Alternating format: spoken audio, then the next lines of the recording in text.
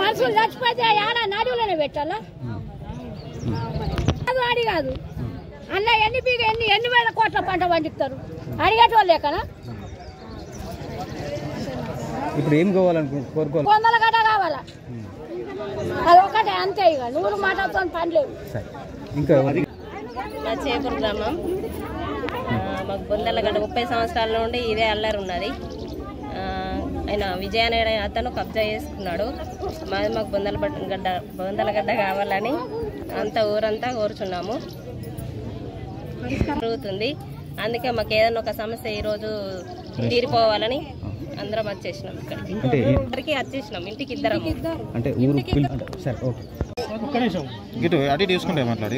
నా పేరు గంగమణి, మా చేపూరు గ్రామము. మేము అటు మండలికి పోతున్నాము, జిల్లాకు పోతున్నాము. ఎటు పోయినా పనులు అయితే 30 ఏళ్ళ నుంచి ఇదే వాదన జరుగుతున్నది. విజయ్కి మాకు ఊరి మీద మొత్తం ఇంటికి ఇద్దరం ఉన్నాం సార్. అసలు దారి పోనిత్తలేడు, రానిత్తలేడు. బయలు తట్టుకొని పడుతున్నారు. నా భర్త వెళ్ళిపోయిండు, మా మామయ్య వెళ్ళిపోయిండు, మా పల్లీలు కూడా కూలగొట్టిండు. మేము సంవత్సరంకి ఒకసారి ఆడ పెట్టుకున్నందుకు, పెద్దలకు పెట్టుకున్నందుకు కనీసము పోయి పెట్టుకున్నందుకు స్థలం లేకుండా చేసాడు సార్. ఇది మాది మాకు కావాలని మేము కోరుతున్నాం సార్. ఎట్లన్నా వేసి మాది మాకు ఇప్పియాలని కోరుతున్నాం. మా బొందలగడ్డ మాకు కావాలా 30 ఏళ్ళ నుంచి అని పోరాడుతున్నాం సార్. ఖచ్చితంగా కావాలా సార్. అతను ఒక్కడే ఈయన వాదిస్తున్నాడు మాది అని కబ్జా చేసుకున్నాడు సార్.